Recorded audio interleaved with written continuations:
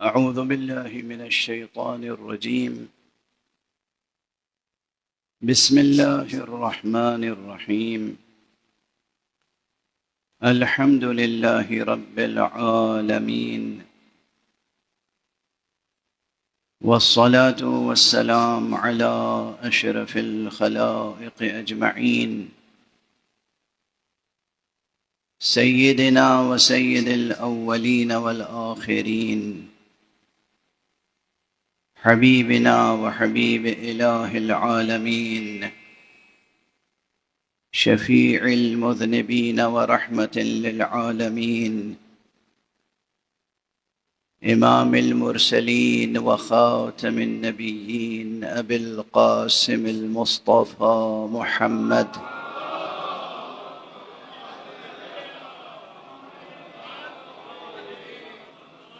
وعلى أهل بيته الطيبين الطاهرين الهداة المهديين المعصومين المظلومين، واللعنة الدائمة على أعداء الحق والدين.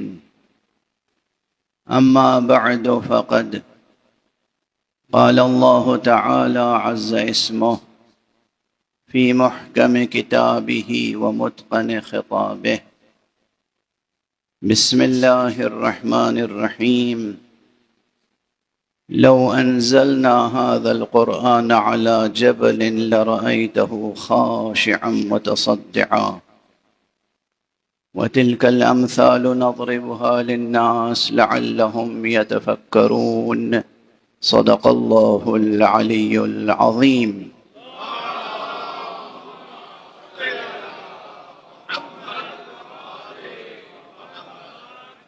ایک اور بلندتر صلوات.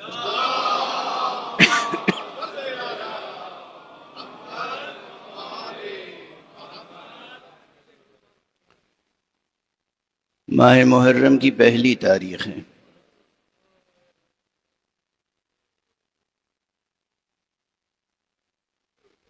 شہادت قرآن کا مہینہ ہے، اور اس لیے ہم سب پر فرض ہے کہ ہم زیادہ سے زیادہ قرآن کی طرف توجہ کریں.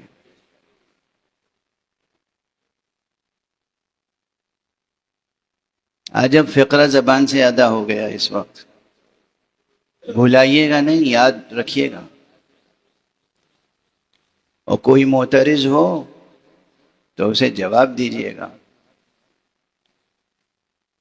قرآن، یہ قرآن جو دو دفتیوں کے درمیان ہے، یہ قرآن جب پے کر میں ڈھلتا ہے تو وجود معصوم سامنے آتا ہے.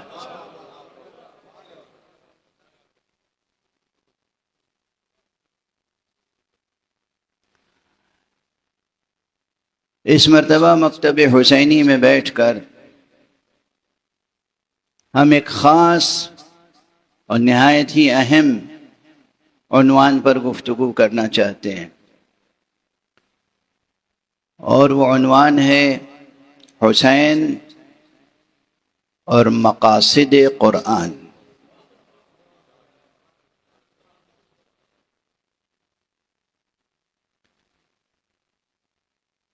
مکتبی لحاظ سے، یعنی ایکیڈمک نقطہ نظر سے، علوم القرآن میں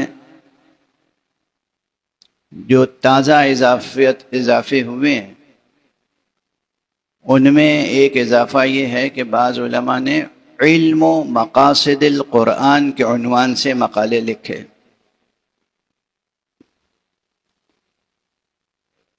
اور بالکل ابھی حال میں یہ مقالے لکھے گئے ہیں. یہ طالب علمانہ عاجزی کے ساتھ عرض کر رہا ہوں کہ جب میں غور کر رہا تھا کہ اس مرتبہ اس منبر سے کس موضوع پہ گفتگو کی جائے، تو ذہن میں یہ عنوان آیا: امام حسین اور مقاصد قرآن. قلم اٹھایا، کاغذ پہ لکھا، پھر خیال آیا کہ ذرا دیکھیں اس عنوان پر کسی اور نے بھی کچھ کام کیا ہے یا نہیں، تو دیکھا تو 2-3 اور عناوین مل گئے، لیکن میری فکر ان سے بہت مختلف ہے جو اب تک لکھنے والوں نے لکھا ہے۔ چونکہ لکھا جا چکا ہے کچھ نہ کچھ، اس لیے میں نے حوالہ دے دیا تاکہ علمی خیانت کا مرتکب نہ کہلاؤں۔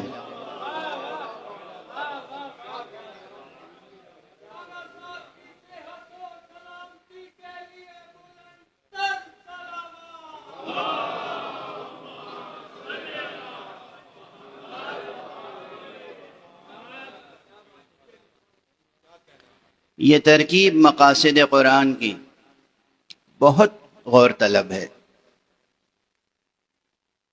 اب ظاہر ہے کہ موضوع خالص علمی ہے، علوم قرآن اور علوم تفسیر سے تعلق رکھتا ہے، اور ہمارے مقاصد حیات سے تعلق رکھتا ہے۔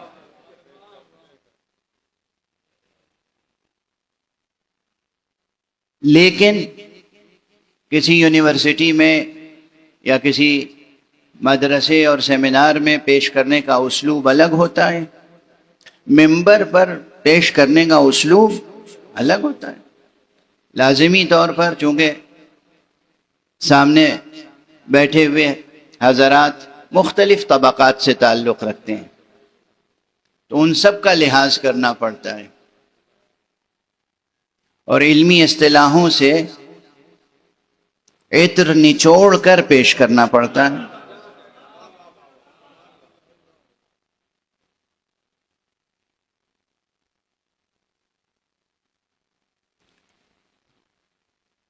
امام حسین علیہ السلام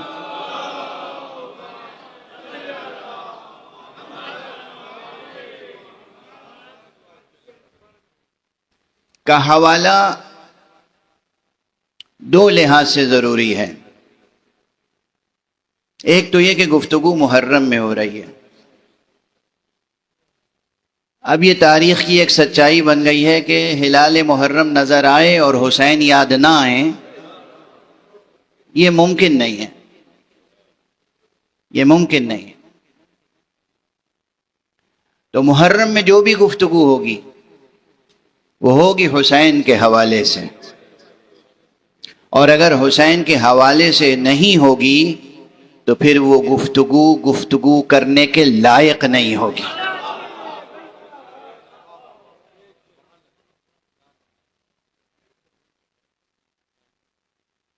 اور کتنی ہی گفتگو کر لیجئے، اگر نام حسین سے منسوب نہ ہو، ذکر حسین سے مستند نہ ہو، ارشادات امام حسین سے مؤید نہ ہو وہ گفتگو، تو اس کی کوئی حیثیت نہیں ہوگی۔ دوسرا یہ کہ محرم ہو یا نہ ہو، حسین کا ایک تعلق قرآن سے ہے۔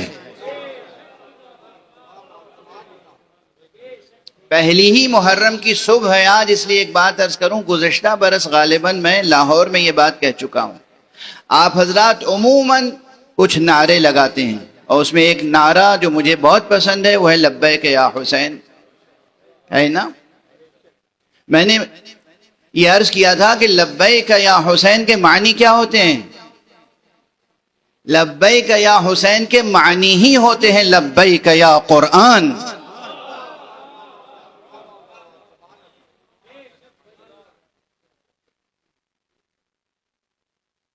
بلا وجہ بعض حضرات کو اس نعرے سے تکلیف ہوتی ہے۔ لبیک یا حسین کے معنی ہی ہیں لبیک یا قرآن،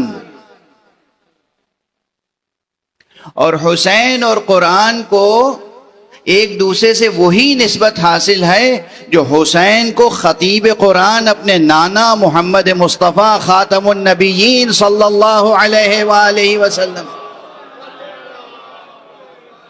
سے حاصل ہے۔ حضور نے فرمایا ہے نا، حسین منی وانا من حسین، اس کے معنی ہوتے ہیں کہ قرآن بھی گویا کہہ رہا ہے حسین منی وانا من حسین،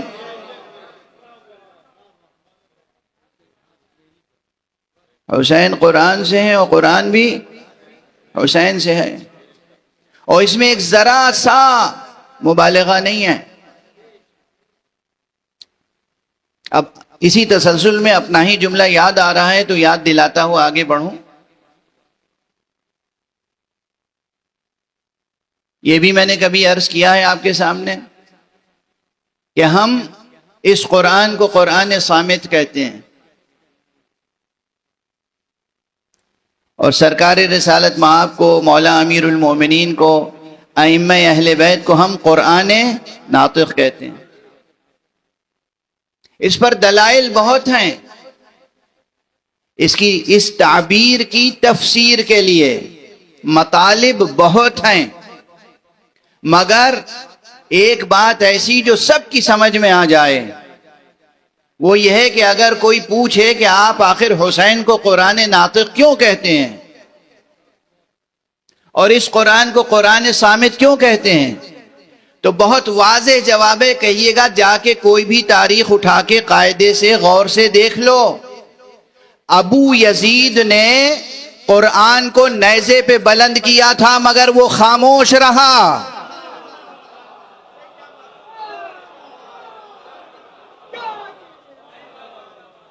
ابو یزید نے قرآن کو نیزوں پہ بلند کیا تھا، قرآن خاموش رہا۔ یزید نے سر حسین کو نوک نیزہ پہ بلند کیا، حسین کا سر خاموش نہیں تھا۔ یہ دلیل ہے کہ حسین قرآن ناطق ہیں۔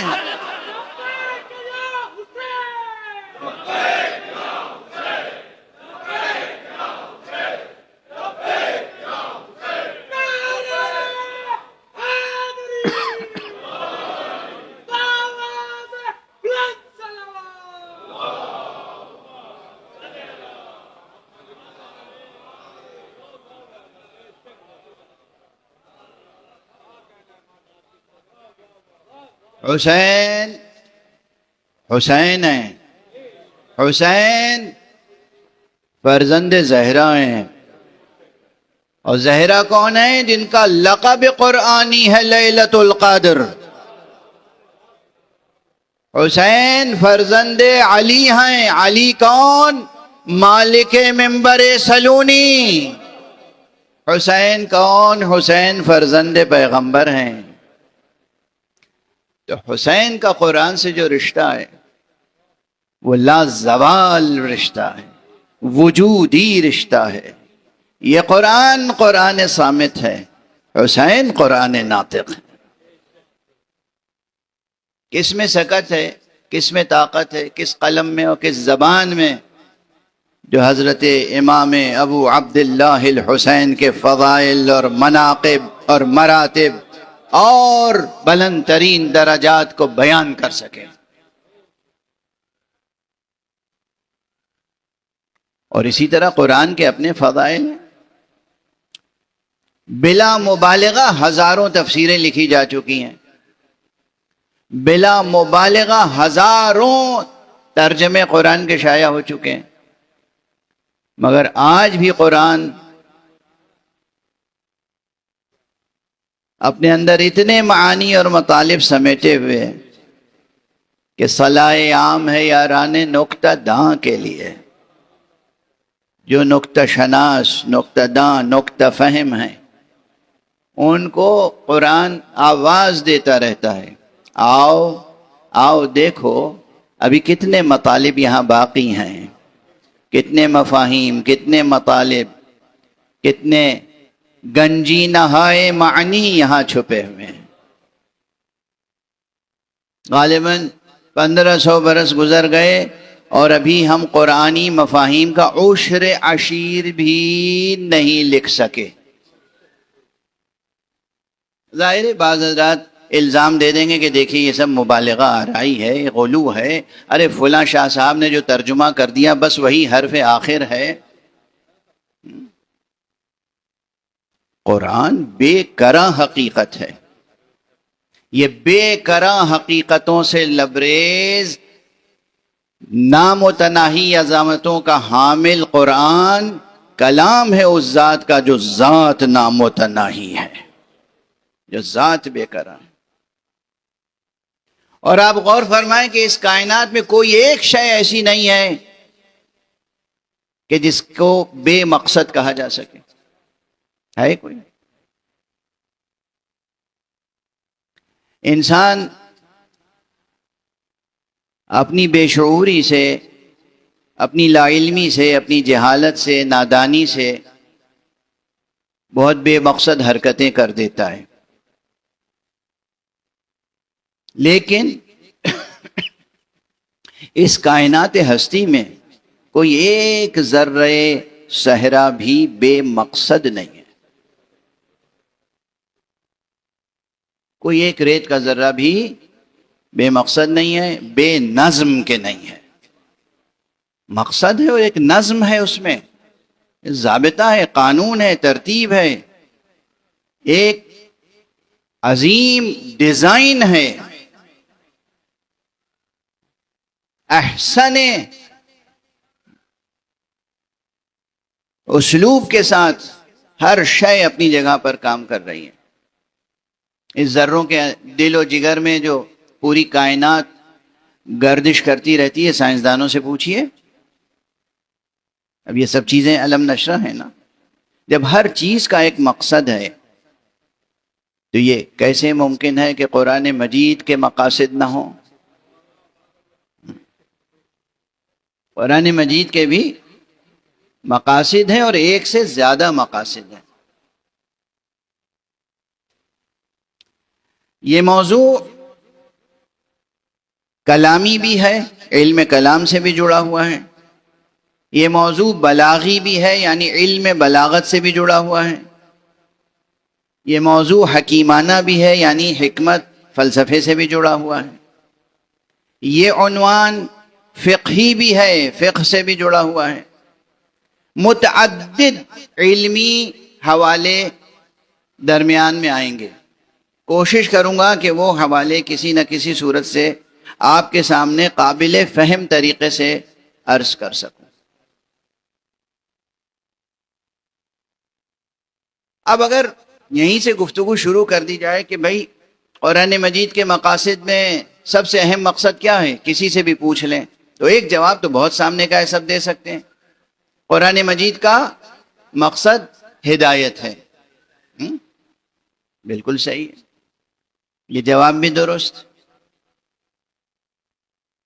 خود قرآن مجید کی آیت کوئی پڑھ دے گا، شروع ہی میں ہے بالکل، بسم اللہ الرحمن الرحیم الف لام میم ذالک الکتاب لا ریب فیہ ھدی للمتقین.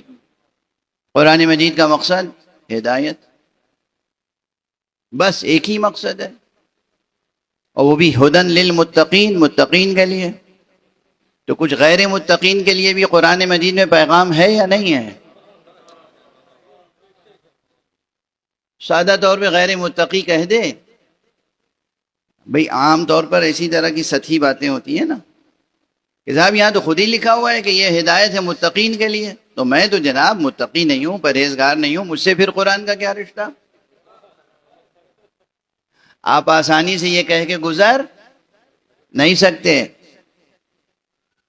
کوئی دوسرا اٹھے گا، وہ کہے گا کہ بھئی قرآن مجید کا مقصد ہے، اور یہ بہت اہم جواب ہے.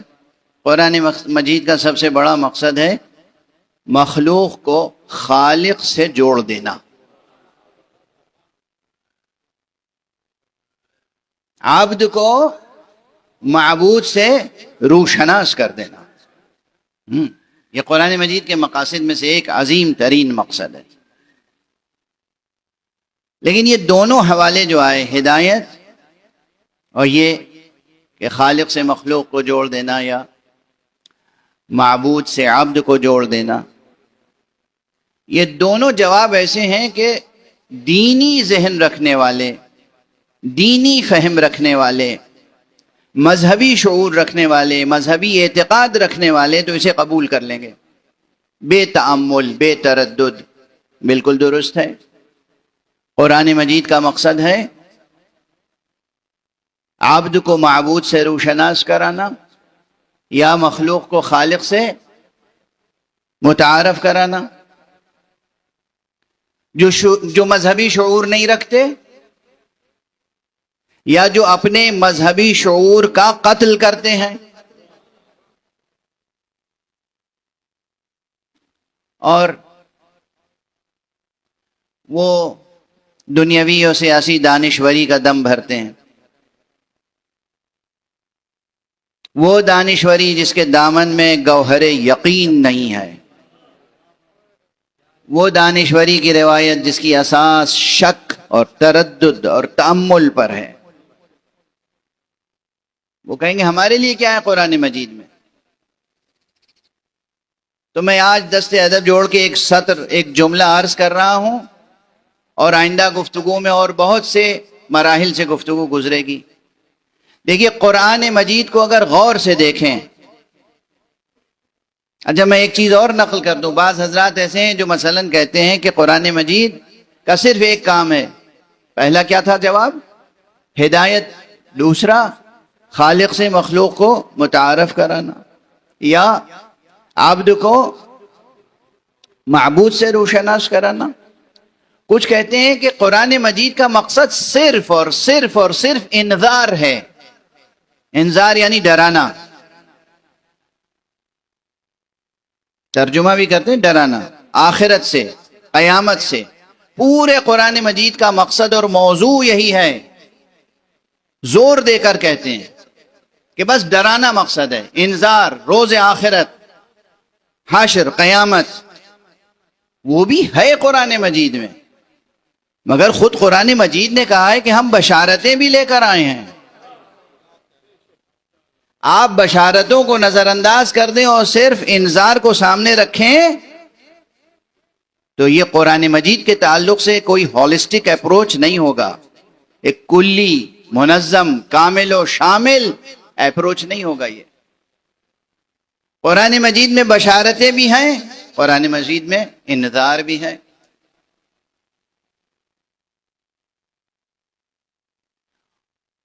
اب ایک جملہ یاد رکھیے گا اور اس پہ بہت غور کیجیے گا، قرآن مجید انسان کے بطور خاص انسان کے اندر پوشیدہ تمام کمالات کے پروان چڑھانے کے جتنے علمی اور عملی راستے ہیں ان سب کو کھولنے کے لیے آیا ہے۔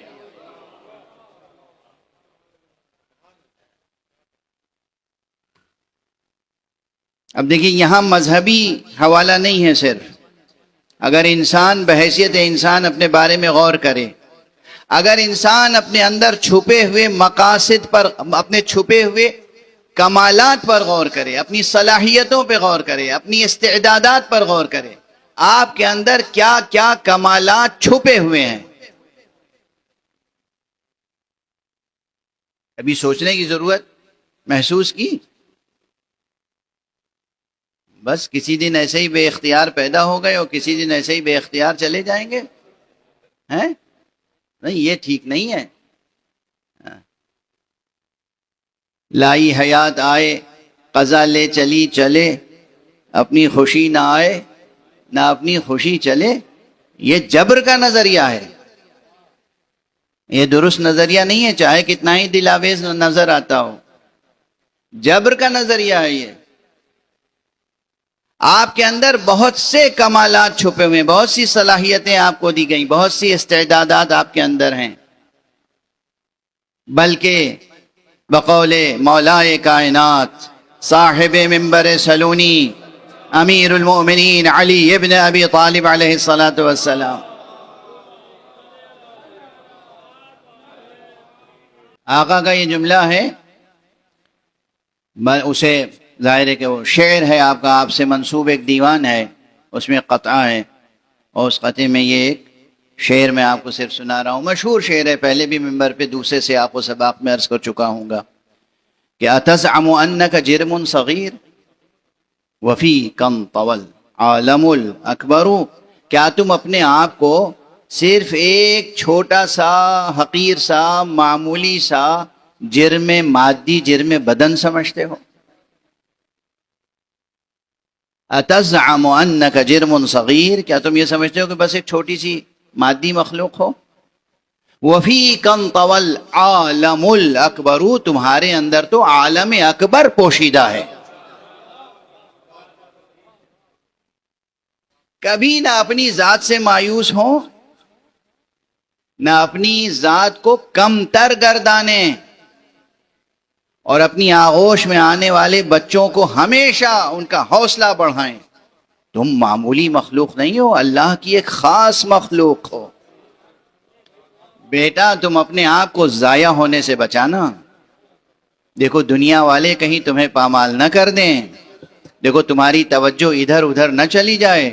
اپنا لحاظ کرو، اپنا خیال کرو. تمہارے اندر بے پناہ صلاحیتیں ہیں، بے پناہ امکانات ہیں، بے پناہ پاسبلٹیز ہیں، بے پناہ فیکلٹیز ہیں آپ کے اندر. آپ ان سب کو پروان چڑھائیں رضائے رب کو سامنے رکھ کر، تو آپ سے عظیم تر کوئی مخلوق اس کائنات میں نہیں ہے. اور ہمارے آپ تربیت اولاد، تربیت فرزند، تربیت بشر، اور ایک انسان کے اندر جتنے کمالات ہیں. ہاں یہاں پر میں ضرور، بعض لوگ کہتے ہیں قرآن سائنس کی کتاب نہیں. بالکل سائنس کی کتاب نہیں ہے. قرآن سائنس کی کوئی ٹیکسٹ بک تھوڑی ہے. بعض حضرات مقالے لکھتے رہتے ہیں اسی عنوان سے، یہ تھیوری ہم نے قرآن سے ثابت کر دی، اور کل وہ تھیوری بدل جائے گی تو کیا کیجئے گا؟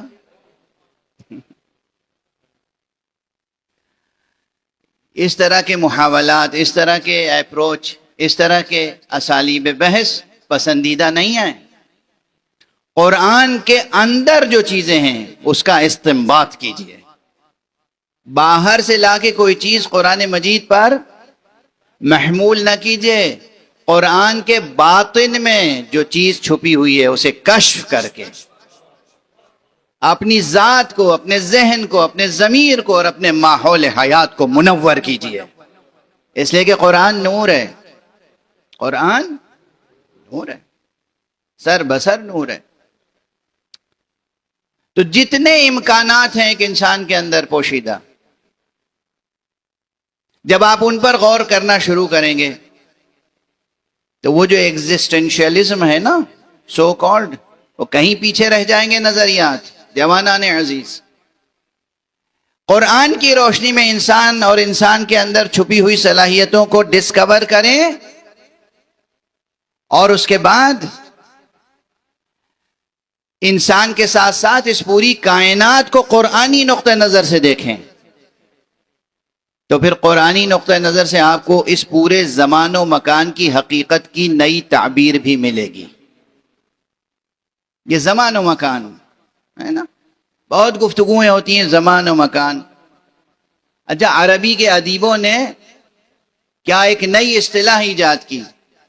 ہم لوگ زمان اور مکان دو الفاظ الگ الگ استعمال کرتے ہیں، بیچ میں واو عطف بھی لاتے ہیں، زمان و مکان. ان لوگوں نے ایک نیا لفظ نحت کیا. نحت کیا یعنی گڑھا، کوائن کیا. ایک ایبریویشن انہوں نے تیار کیا، زمان و مکان کو زمکان، اور زمانی مکانی بحثوں کو کہتے ہیں زمکانی نقطہ نظر سے ہم یہ بات کہہ رہے ہیں. ایک نیا لفظ ہے، مجھے تو اچھا لگتا ہے، مجھے اچھا لگتا ہے. تو یہ زمکانی جو عالم ہے ہمارے سامنے، زمانی اور مکانی عالم، اس کے تعلق سے بھی قرآن مجید اس کی حقیقتوں کو واضح کرنے کے لیے کافی ہے. اب تک ہوتا یہ آیا ہے کہ فلاں مغربی مفکر اور فلاں مشرقی مفکر، انہوں نے زمان کی تعریف یہ کی، اور انہوں نے زمان کی تعریف یہ کی، انہوں نے مکان کی تعریف یہ کی، انہوں نے مکان کی تعریف یہ کی، اور ان کی تعریف کی روشنی میں قرآن کی اس آیت کو یوں سمجھا جا سکتا ہے، ان کی تعریف کی روشنی میں قرآن مجید کی آیت کو یوں سمجھا جاتا ہے. ارے یہ کیا ظلم ہے قرآن پر! ان کے نظریے کی روشنی میں قرآن مجید کو نہ سمجھیں، قرآن مجید کی روشنی میں تمام نظریوں کو پرکھیں، اور اگر کہیں غلطی ہوئے تو اس کی تصحیح کریں. اس لیے کہ قرآن میں روشنی ہے، قرآن نور ہے. ہماری فکریں کیا؟ جب بات یہاں تک آ گئی اور زمان و مکان کی بات بھی زبان پر آ گئی اور وقت تیزی سے گزرا چلا جا رہا ہے، تو میں عنوان کو سامنے رکھتے ہوئے بس ایک جملہ عرض کروں۔ عنوان کیا ہے؟ حسین اور مقاصد قرآن۔ تو اس وقت آقا حسین کا ایک جملہ بھی عرض کروں، لیکن وہ جملہ ایسا جملہ ہے، خدا کی قسم تمام دنیا کا فلسفیکل لٹریچر اٹھا کے ترازو کے ایک پلڑے میں رکھ دیجئے، اور امام حسین کا یہ ایک سطر کا کلام اسے ترازو کے دوسرے پلڑے میں رکھیے، تو آپ دیکھیں گے کہ وزن کس کا بڑھا ہوا ہے، علمی وزن، فکری معیار، عرفانی سطح، اور جناب والا ادبی جمال۔ اتنے مختصر فقرے میں کتنی بڑی بات سمیٹی ہوئی ہے۔ جب آقا، اپنے آنسوؤں پہ ابھی قابو رکھیے گا، جب آقا پہنچے ہیں کربلا، پہنچ گئے جب، تو آپ نے ایک خط لکھا، کربلا سے خط بھیج رہے ہیں مدینے، کس کو؟ اپنے بھائی حضرت محمد حنفیہ کو۔ اس کو اب تک دوسرے نقطہ نظر سے اگر سنا ہوگا آپ نے تو سنا ہوگا، آج اس نقطہ نظر سے سمجھیں، زمانی اور مکانی اور حیاتی زاویوں سے اور وجودی زاویوں سے۔ صرف ایک سطر ہے، بسم اللہ الرحمن الرحیم، من حسین ابن علی الى محمد ابن علی ومن قبلہ من بنی ہاشم اما بعد۔ بھئی یہ تو ایڈریس کرنا ہوا نا حسین ابن علی کی جانب سے محمد ابن علی یعنی حضرت محمد حنفیہ کے نام، اور جو بنی ہاشم کے لوگ مدینے میں رہ گئے تھے محمد حنفیہ کے ساتھ، ان سب کو خطاب کر کے کہا اما بعد فَكَأَنَّ الدُّنْيَا لَمْ تَكُنْ وَكَأَنَّ الْآخِرَةَ لَمْ تَزَلْ وَالسَّلَامُ۔ اب متن کتنا ہوا خط کا؟ خط کی عبارت، تحریر کل کیا ہے؟ فَكَأَنَّ الدُّنْيَا لَمْ تَكُنْ وَكَأَنَّ الْآخِرَةَ لَمْ تَزَلْ۔ اتنا مختصر سا فقرہ ہے، ان میں کہتا ہوں اسے ہے تو نور کے حرفوں کا فقرہ، مگر ہم اگر اسے سونے کے حرفوں سے لکھ کے لگائیں تو بھی اس کی قدردانی کا حق ادا نہ ہوگا۔ عبارت کا ترجمہ اردو میں کریں گے تو جو لوگ فلسفیانہ اور عرفانی ذوق نہیں رکھتے وہ اسے زیادہ سمجھ نہیں پائیں گے، لیکن بہرحال اس میں زمانی اور مکانی اور وجودی حقائق جو سمٹے ہوئے، فرماتے ہیں فَكَأَنَّ الدُّنْيَا لَمْ تَكُنْ۔ علی حسین ابن علی کی جانب سے یہ خط ہے محمد حنفیہ کے نام اور ان بنی ہاشم کے نام جو محمد حنفیہ کے ساتھ موجود ہیں۔ دیکھو یہ دنیا تو گویا ہے ہی نہیں، یہ دنیا تو گویا تھی ہی نہیں، اور آخرت گویا قائم ہے، گزرتی ہی نہیں، یہ برقرار ہے، گزری ہی نہیں۔ اور ہماری آخرت کا کیا تصور ہے؟ جب یہ دنیا ختم ہو جائے گی، ہم مر جائیں گے، ہم ہی نہیں جب ساری مخلوق مر جائے گی، دنیا تمام ہو جائے گی، تو دار آخرت کا تصور ہے۔ یعنی گویا عمومی شعور میں، عمومی احساسات میں یہ ہے کہ آخرت آئے گی، ٹھیک ہے؟ آقا حسین فرما رہے ہیں آخرت موجود ہے۔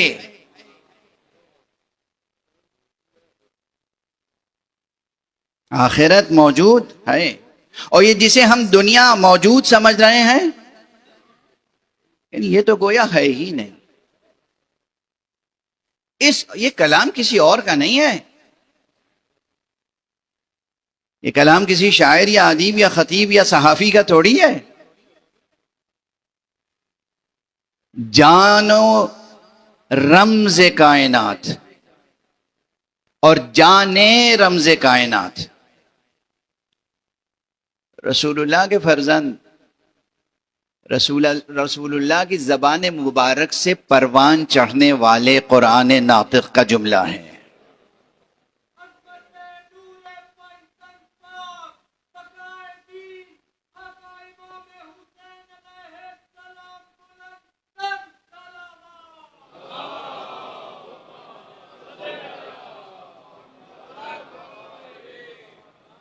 وَكَأَنَّ الدُّنْيَا لَمْ تَكُنْ، ارے یہ دنیا تو گویا تھی ہی نہیں، وجود ہی میں نہیں آئی تھی، بنی ہی نہیں تھی. لم تکن، تھی ہی نہیں، ہے ہی نہیں.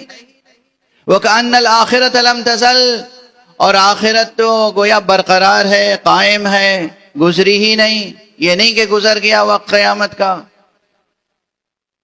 اب اس میں یہ دنیا کی اس انداز سے نفی اور آخرت کا اس انداز سے اس بات، یہ ظرف زمان و مکان، ظرف حیات، دنیا اور آخرت، زمان اور لازمان، ان تمام کے بارے میں فلسفیانہ اور سائنسی جستجو کو بیدار کرتا ہے یہ فقرہ حضرت کا. اور یہ نہیں کہ روا روی میں کہا ہے. اور ہمارے ہاں آقا کے ایک جملے کو سمجھنے کے لیے کتنی محنت کرنی پڑے گی آپ کو. یہ نہیں کہ گزرتے ہوئے کہہ دیا، کہیں گفتگو ہو رہی تھی زبان سے ایک جملہ کہہ دیا. مدینے سے مکے اور مکے سے کربلا تک کا سفر طے کیا ہے اور کربلا پہنچے ہیں اور قلم اٹھا کے کاغذ پر یہ جملہ لکھ کر بھیج رہے ہیں مدینے. یہ سب اگر سامنے نہیں ہوگا تو بات سمجھ میں نہیں آئے گی کہ کتنا غور طلب ہے یہ جملہ. حسین ہے حسین، اور نوجوانی میں نہیں لکھ رہے ہیں، بچپن میں نہیں لکھ رہے ہیں، 57 برس کی عمر ہے.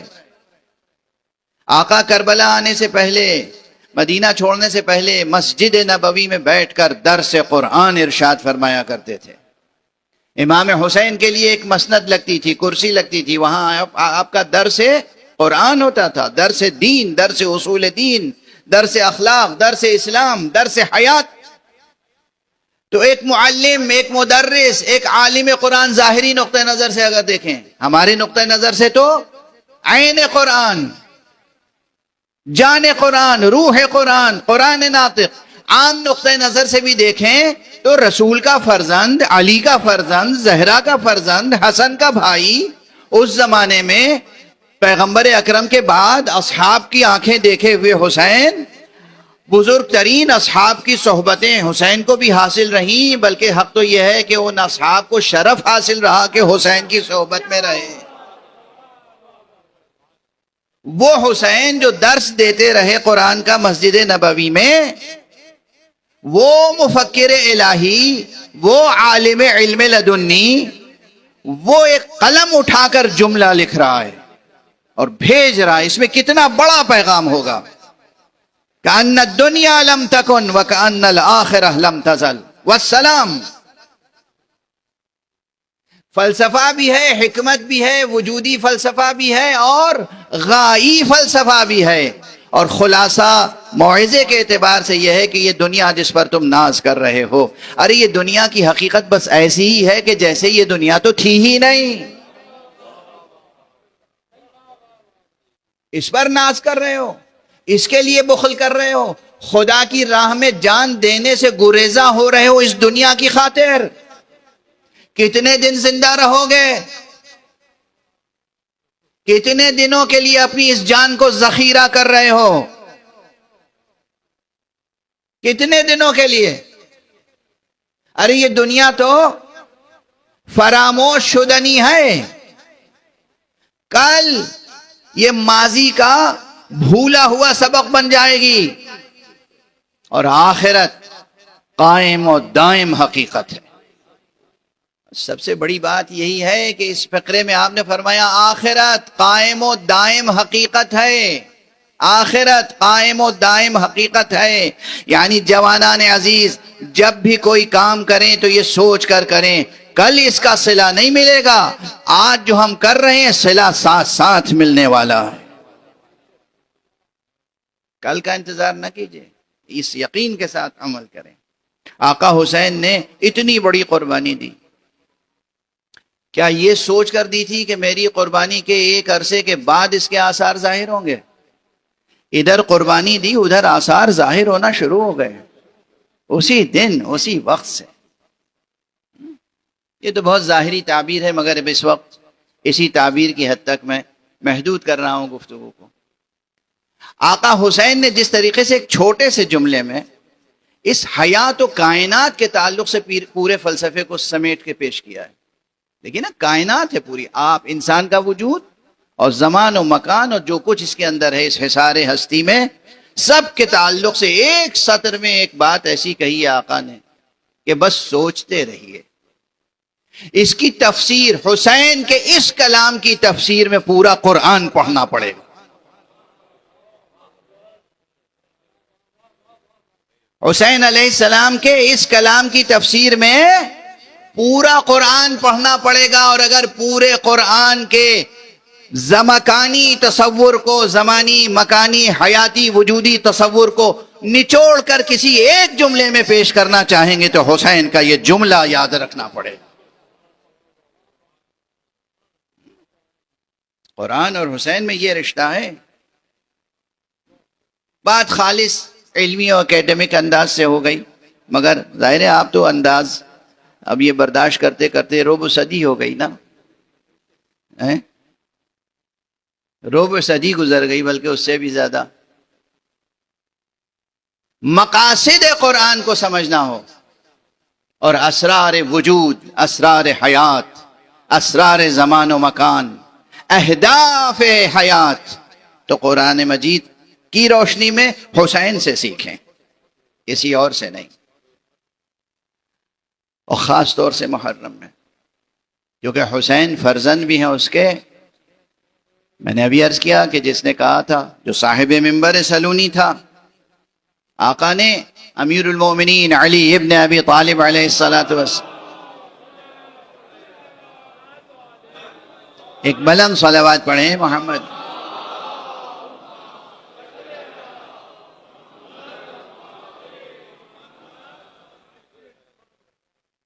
آقا نے اپنی زندگی میں حیات طیبہ میں کئی مرتبہ سلونی ارشاد فرمایا ہے، اور اکثر سلونی کے بعد یہ فرماتے تھے کہ پوچھو مجھ سے قرآن کے بارے میں، پوچھو آیات قرآنیہ کے بارے میں، پوچھو مجھ سے، پوچھو کون آیت کب نازل ہوئی، دن میں نازل ہوئی یا رات میں نازل ہوئی، مجھ سے پوچھو کون سی آیت کہاں نازل ہوئی، سفر میں نازل ہوئی یا حضر میں نازل ہوئی، مجھ سے پوچھو کون سی آیت کس کے بارے میں نازل ہوئی، مجھ سے پوچھو کون سی آیت کون سا حکم رکھتی ہے، کس آیت سے کیا کیا مطالب استنباط ہوتے ہیں۔ یہی تو ایک سبب تھا جو امام کا نسخہ قبول نہیں کیا،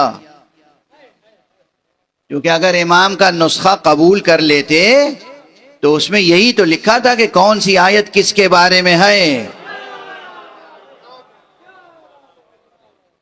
سب سے بڑی مشکل یہی تھی، مومنین سے متعلق جو آیتیں تھیں اس میں نمایاں ترین مومنین کے نام تھے، تذکرے تھے، جو منظور نظر مشیت تھے ان کے تذکرے تھے۔ جہاں منافقین کے بارے میں آیتیں تھیں وہاں منافقین کے صاف صاف نام لکھے ہوئے تھے۔ سیاسی درباروں کے لیے یہ مشکل ہوتا ہے کہ منافقین کے تذکرے کو کیسے چھپائیں۔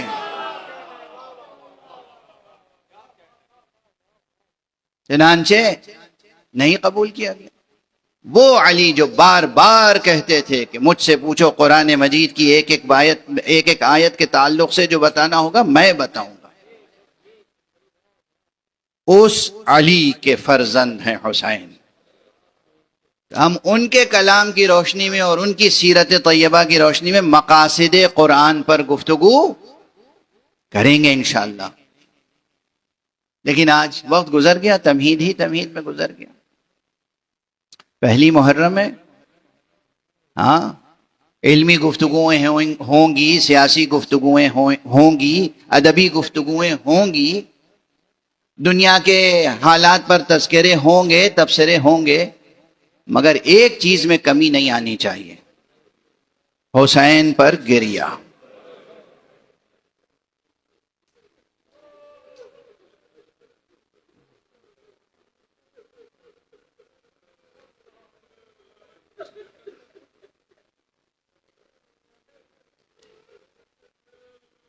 اس مرتبہ متعدد بار میں یہ بات عرض کر چکا، کوشش کیجئے جوانان عزیز، بزرگان محترم، مرد حضرات، خواتین،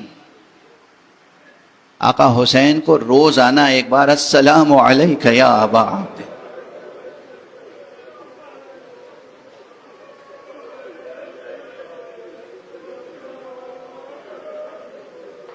محرم میں بطور خاص، اور ممکن ہو تو مدت العمر، ہر روز زندگی کا کوئی دن ایسا نہ گزرے جس میں آپ کا سلام آقا کی بارگاہ میں نہ پہنچے۔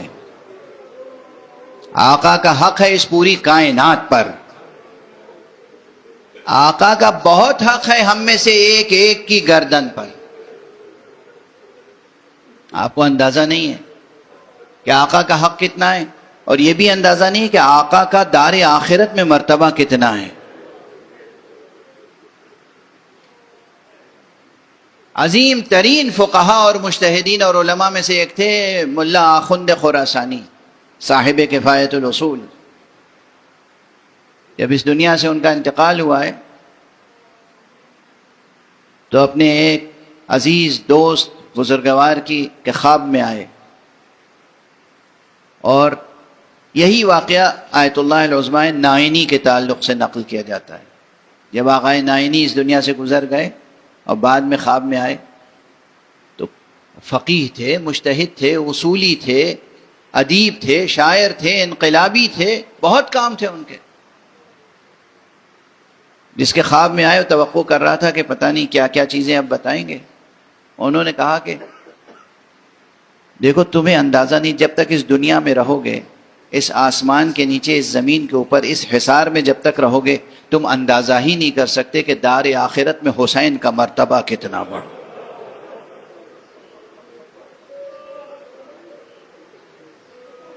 حسین حسین حسین بہت بڑا مرتبہ ہے، تصور نہیں کر سکتے، اور جب تصور نہیں کر سکتے تو ہم الفاظ میں کوئی تعبیر بھی کیا پیش کر سکتے ہیں۔ انہوں نے کہا دار آخرت میں وہاں حسین کا جو مرتبہ ہے تم یہاں جب تک ہو تصور ہی نہیں کر سکتے۔ بہت بڑا مرتبہ ہے آقا حسین، اور اسی لیے آپ سے ہم کہہ رہے ہیں گریا۔ ائمہ اہل بیت نے کہا ہے کسی غم میں رونا ہو تو میرے آقا حسین پر۔ لیکن حسین پر گریے کا سلسلہ کب سے جاری ہے؟ کل رات کی مجلس میں یہاں کہہ رہا تھا کہ پہلی مجلس کا تذکرہ کر دوں، جب حسین دنیا میں آئے ہیں تو رسول اللہ نے مصائب بیان کیے اور گریہ ہوا۔ ارے اس سے بھی پہلے سے گریے کا سلسلہ جاری ہے۔ آدم نے گریہ کیا حسین پر، نوح نے گریہ کیا حسین پر، کوئی نبی ایسا نہیں ہے کہ جس نے حسین پر گریہ نہ کیا ہو۔ کوئی اسے باور کرے یا نہ کرے، ہمارے یہاں معتبر روایتیں ہیں، معتبر روایتیں ہیں، مستفیضہ ہیں، کوئی انکار نہیں کر سکتا اگر فن حدیث میں، صناعت حدیث میں درک رکھتا ہے۔ معصومین سے یہ روایتیں ملی۔ جب آدم توبہ کر رہے تھے، جبرائیل انہیں تلقین فرما رہے تھے رب العزت کی طرف سے کہ اللہم انی اسألک بحق محمد وعلی وفاطمہ وحسن وحسین۔ پانچوں نام لیے، جب پانچویں نام پر آئے تو آنکھوں سے آنسو ابل پڑے۔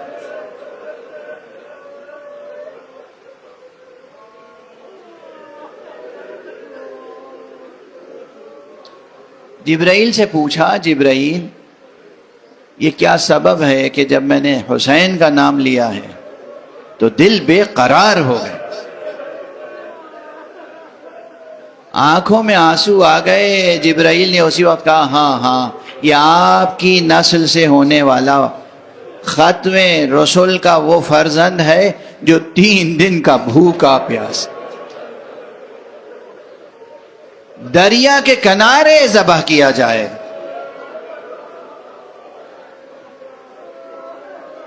اجرکم علی اللہ. آپ گریہ کر رہے ہیں، آپ کی آوازیں بلند ہیں، آنکھوں میں آنسو ہیں. بالکل اسی کیفیت سے جب خمسہ نجبہ کے نام لے کر ان کے توسل سے جناب نوح نے دعا کی، کشتی پر تھے، جب حسین کا نام لیا بے اختیار گریہ کیا. نوح تو ویسے ہی گریہ بہت کیا کرتے تھے، نوح کا نام نوح اسی لیے رکھا گیا، لیکن جب حسین کا نام لیا ہے تو ایک خاص گریہ طاری ہوا، جوش عشق. کہنے لگے جبرائیل یہ تم نے کون سے نام لیے ہیں اور سکھائے ہیں؟ جبرائیل نے پھر واقعہ کربلا دہرایا. تمام انبیاء حسین کی ولادت سے پہلے گریہ کرتے ہوئے گئے، اور خاتم النبیین حسین کی ولادت سے پہلے گریہ کیا، حسین کی ولادت کے وقت گریہ کیا، حسین کو بار بار دیکھتے تھے، گریہ کرتے تھے. حسین کی عمر ابھی کیا تھی؟ پیدائش سے لے کر اور وصال پیغمبر تک 5-6 برس کی عمر، 7 برس کی عمر، لیکن بار بار جب پیشانی پہ بوسہ دیتے تھے گریہ کرتے تھے، جب حلقوم مبارک پہ بوسہ دیتے تھے گریہ کرتے تھے، کرتے کے بٹن کھولتے تھے سینے پہ بوسہ دیتے تھے گریہ کرتے تھے. حسین جب پیاس کا اظہار کرتے تھے رسول گریہ کرتے تھے.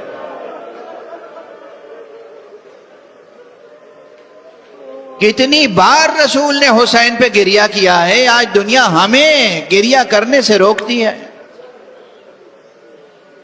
یہ گریہ ہے جو اس قوم کو پروان چڑھاتا ہے جو دنیا میں بڑے بڑے انقلاب لاتی ہے. اس گریہ کی مخالفت نہ کیجیے، اس گریہ کی مخالفت نہ کیجیے.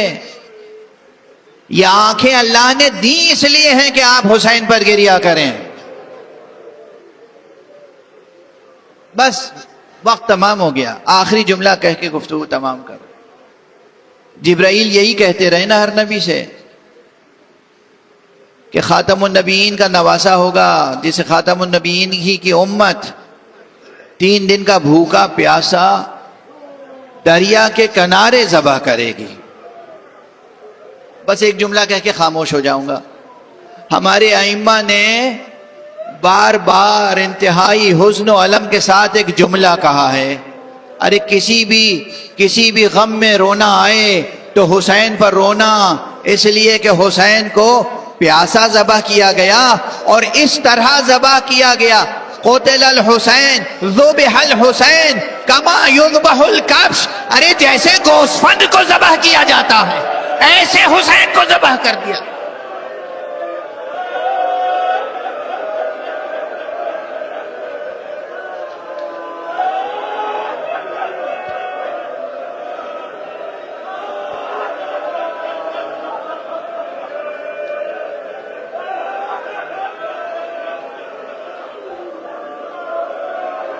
ذبح الحسین کما یذبح الکبش. انا للہ و انا الیہ راجعون. انا للہ و انا الیہ راجعون. انا للہ و انا الیہ راجعون. رضا بقضائہ و تسلیما لامرہ. پروردگار ہمیں علوم قرآن اور معارف اہل بیت سے آشنا فرما. معبود پروردگار ہماری اس مختصر سی حقیر سی عبادت عزا کو قبول فرما. پروردگار روئے زمین پر جہاں جہاں فرش عزا بچھائے، جہاں جہاں عزاداران حسین عزاداری میں مصروف ہیں، ان کو اپنی خاص حفظ و امان میں رکھ. پروردگار دنیا میں جہاں بھی بے چینیاں ہیں، بے امنیاں ہیں، جنگ و جدل ہے، وہاں اپنے لطف و کرم سے امن و امان قائم فرما. پروردگار ظالمین کے دست نحس کو کوتاہ کر دے. پروردگار مظلومین جہان کی نصرت فرما. پروردگار رہبر شہید کی روح کو بلندیاں اور درجات کو بلند سے بلند تر فرما. پروردگار ان کے فرزند رہبر موجود حضرت آیت اللہ سید مجتبیٰ خامنئی کو اپنی خاص حفظ و امان میں رکھ۔ پروردگار ملت اسلامیہ کو ولایت علی ابن ابی طالب پہ متحد فرما۔ پروردگار اپنے ولی آخر کو اذن ظہور عطا فرما، اور ان کے ہاتھوں سے اپنی رحمت و رافت و عدالت کا پرچم لہرا۔